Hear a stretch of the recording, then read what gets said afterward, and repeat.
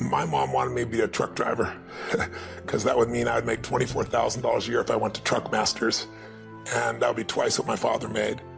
And she thought that would happen, but something inside of me said, I don't want to drive a truck. There's something else that matters more to me, and I decided I was not gonna go for money instead of passion. And the rewards have been pretty amazingly better than being a truck driver. It's not bad being a truck driver, it's just not what I was after. And I look back, and one of the things that helped me was my original teacher, Jim Rohn, who was a personal development speaker. I went to hear when I was 17.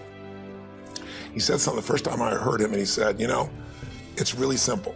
If you want life to change, you got to change. If you want life to be better, you've got to get better. It's the only way it happens. And luck will show up for people and it'll leave them. But if you're constantly improving who you are and what you give, game over. And I remember just thinking, you know, this is a beautiful thing. You know, why is this making me cry? And, you know, why is this great thing? Why am I so emotional about this? And then I got it. I realized in that moment that the worst day of my life, my father leaving, had actually been the best day of my life. Because if I hadn't had that experience, I wouldn't be here today. And now because of that, I get to live this life. I have the desire and the drive and the want to give it this way. And so I've really realized that the worst day was the best day, that was God's gift. The gift wouldn't have been there, it would have stayed.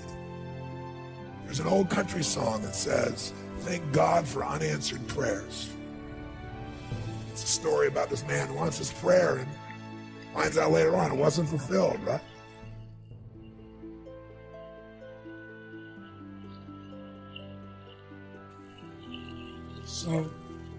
So I tell you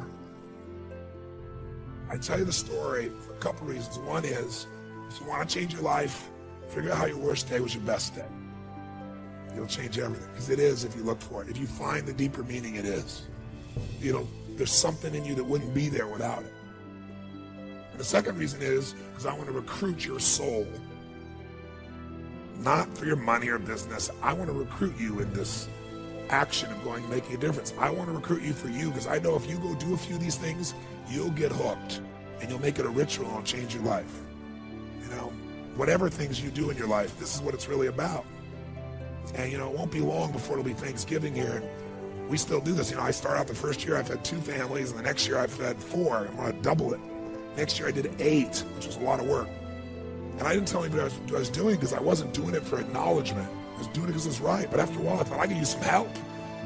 So I got my friends together and said, you know what, instead of just going and having turkey, let's give thanks. Let's go build baskets with food and great stuff. Let's deliver it to people. Then we'll come in and have a big dinner, and we'll talk about what we're grateful for and have our dinner. And so we did it, and it became a ritual, and it grew. And then I built some companies, and all my employees got involved. And then 14, 15 years ago, I started my foundation. And last year, we fed over 1 million people now in 9 countries around the world. You know, on Christmas and Thanksgiving, which has been a pretty amazing experience, right?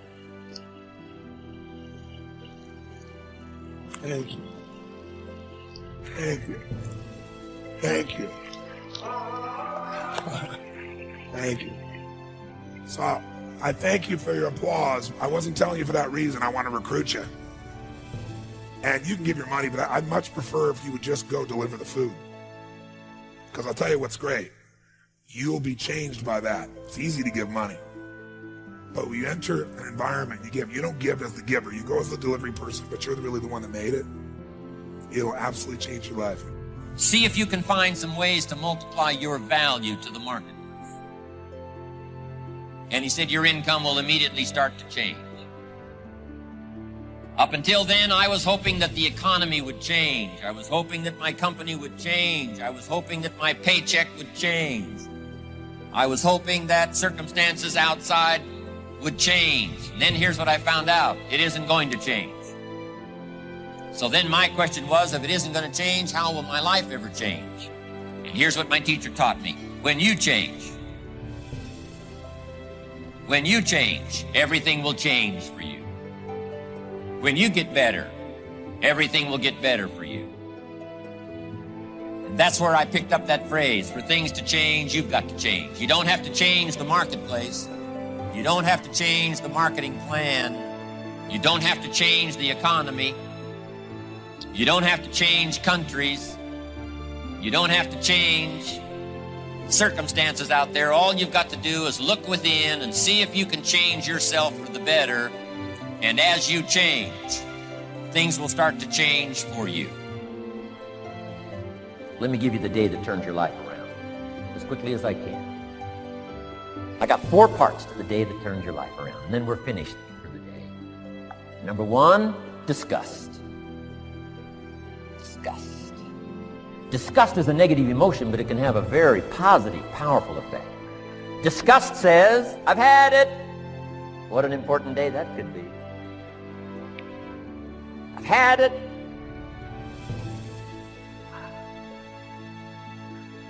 I met a beautiful, powerful, accomplished executive lady in New York. The company invited me to come in. This lady was a vice president, extraordinary lady. I got to know her, and I found out her story. I said, how did you get here? Big income. And she never went to high school, never went to college, never went to university. I said, how did you get here? Executive, powerful, income. She said, well, let me tell you part of the scenario. She said, when I was a young mother a few years ago, she said, one day I asked my husband for $10.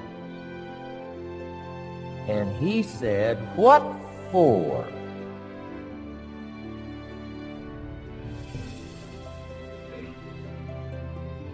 She said, before that day was over, I decided I would never, ever ask.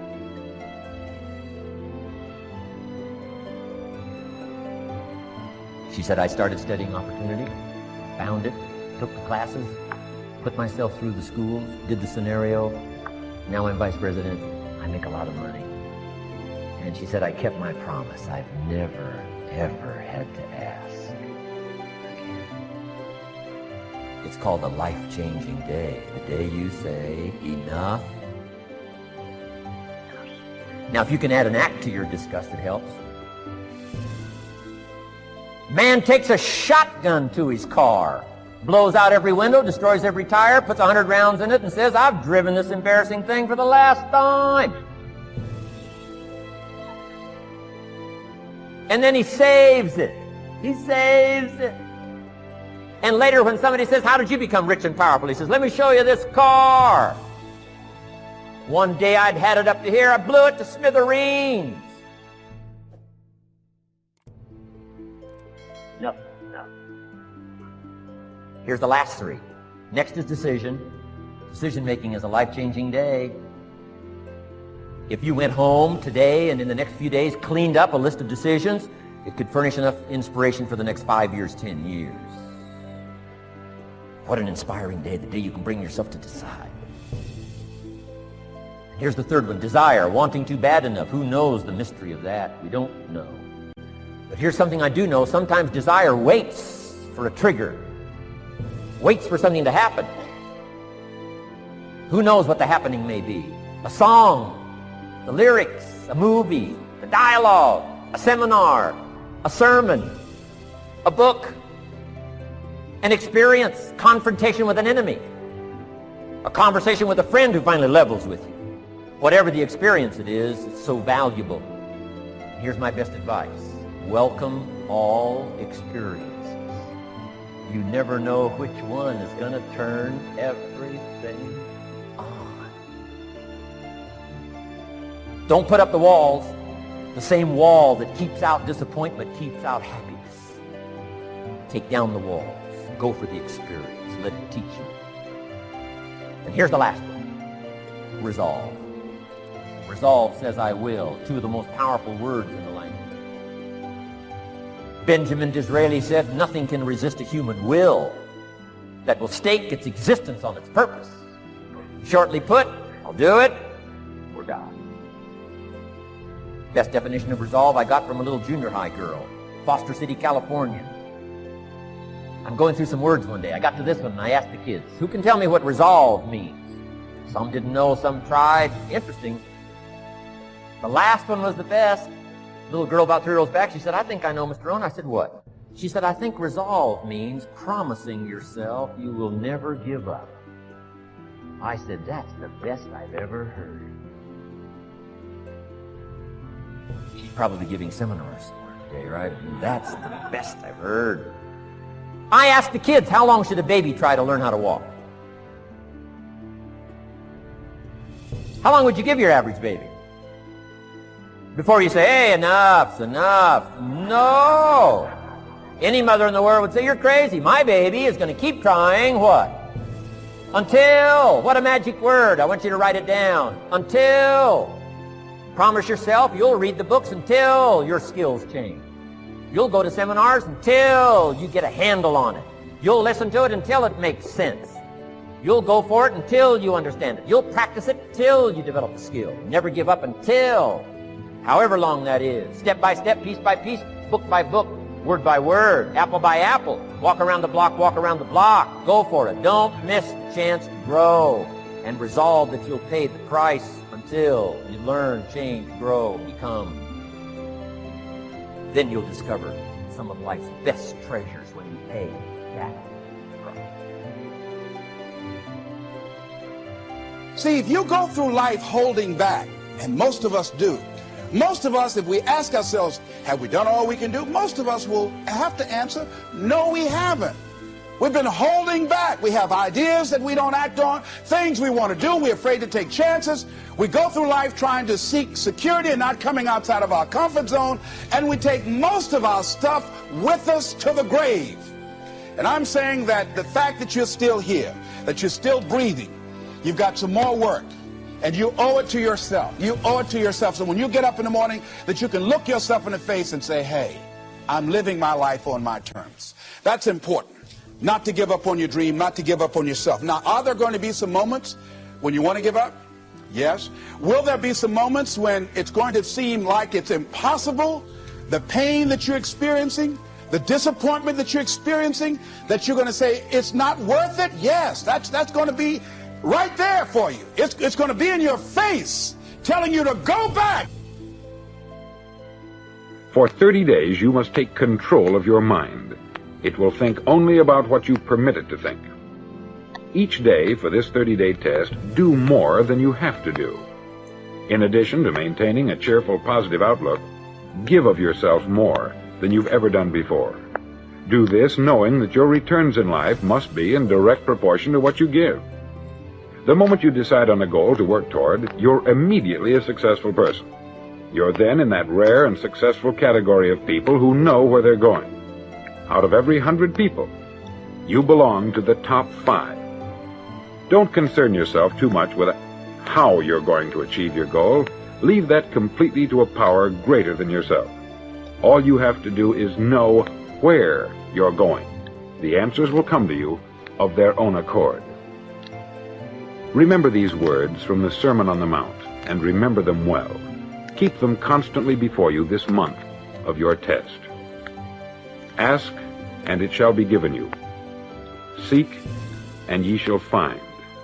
Knock, and it shall be opened unto you. For every one that asketh receiveth, and he that seeketh findeth, and to him that knocketh it shall be opened. It's as marvelous and as simple as that. In fact, it's so simple that in our seemingly complicated world it's difficult for an adult to understand that all he needs is a purpose and faith.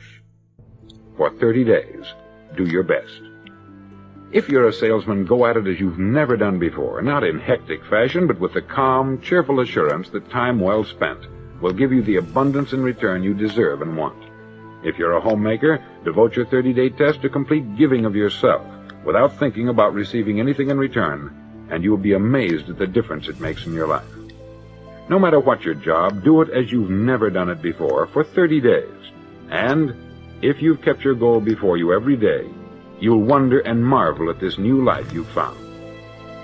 Dorothea Brand, outstanding editor and writer, discovered it for herself and tells about it in her fine book, Wake Up and Live.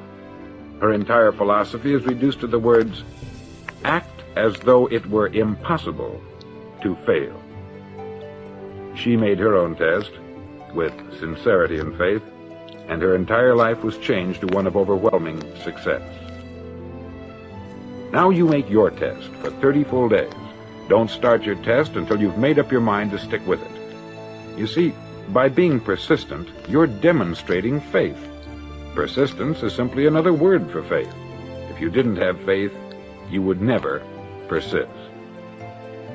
If you should fail during your first 30 days, by that I mean suddenly find yourself overwhelmed by negative thoughts, you've got to start over again from that point and go 30 more days.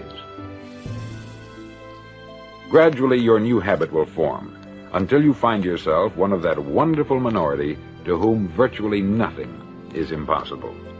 Don't forget the card. It's vitally important as you begin this new way of living. On one side of the card, write your goal, whatever it may be. On the other side, write the words we've quoted from the Sermon on the Mount. Ask, and it shall be given you. Seek, and ye shall find. Knock, and it shall be opened unto you. In your spare time during your test period, read books that will help you. Inspirational books like the Bible, Dorothea Brand's Wake Up and Live, The Magic of Believing by Claude Bristol, Think and Grow Rich by Napoleon Hill, and other books that instruct and inspire. Nothing great was ever accomplished without inspiration. See that during these crucial first 30 days, your own inspiration is kept at a peak. Above all, don't worry. Worry brings fear, and fear is crippling. The only thing that can cause you to worry during your test is trying to do it all yourself. Know that all you have to do is hold your goal before you. Everything else will take care of itself.